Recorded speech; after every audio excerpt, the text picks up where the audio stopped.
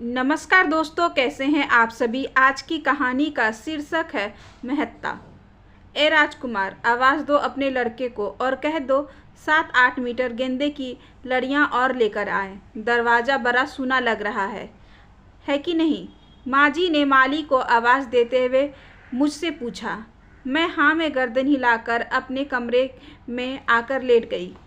कितने उत्साह से पूरा परिवार लगा हुआ है देवरानी की गोद भराई की तैयारी में। मन डूबने लगा। ये दिन मेरे जीवन में तो आया ही नहीं। क्या कर रही हो यहाँ कमरे में अकेले? चलो, तुम्हें रानी आवाज़ दे रही है। समीर आकर मेरे सिरहाने खड़े हो गए थे। मैं उनका हाथ पकड़कर अचानक रो पड़ी। तुमसे किसी ने कुछ कहा क्या? तुम बस ऐसे ही परेशान हो रही हो, वो मुझे समझाकर चले गए। मैं धीरे धीरे देवरानी के कमरे की ओर बढ़ने लगी।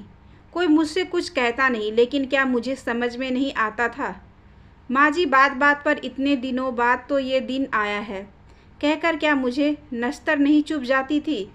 रीना, तुम मुझे बुला रही थी। रीना के कमरे में ब्यूटिशियन बैठी हुई थी, बिस्तर पर लाल बनारसी साड़ी और जराऊ सेट। मेरा मन फिर भर आया। माँ जी ने कमरे में धड़धड़ाते हुए प्रवेश किया। तुम अभी तक तैयार नहीं हुई रीना? खूब बढ़िया तैयार करना हमारी बहुरिया को, आज इसका दिन है, माँ जी ने ब्यूटिशियन को कहा। एक बार और मेरी तरफ देखा। मैं चुप खड़ी रही।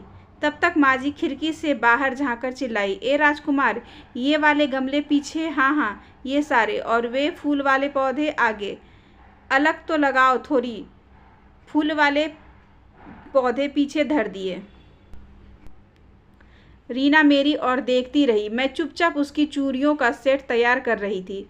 वो पेट पर हाथ लगाकर धीरे से खड़ी हो गई और ब्यूटिशियन से बोली, आप पहले मेरी जेठानी को तैयार कर दीजिए।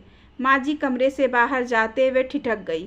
वह कुछ कहती इससे पहले रीना ने खिड़की पर जाकर माली को आवाज़ दी, राजकुमार काका, हर पौधे की अपनी महत्ता होती है, चाहे उसमें फूल आए या ना आए। फिर थोड़ी और तेज आवाज़ में बोली, जो पौधा जहाँ है वहीं रहने दीजिए, बिना फूल वाले पौधे को पीछे नहीं रखा जाएगा। आशा करती हूँ कि आज की ये छोटी सी कहानी आपको अच्छी लगी होगी। अगर अच्छी लगी हो तो please like, share and subscribe करें हमारे चैनल को। ज़्यादा से ज़्यादा शेयर करें और बेल आइकन को ज़रूर प्रेस कर लें ताकि अगली वीडियोज़ की नोटिफिकेशन आपके पास सबसे पहले पहुँचे। धन्यवाद।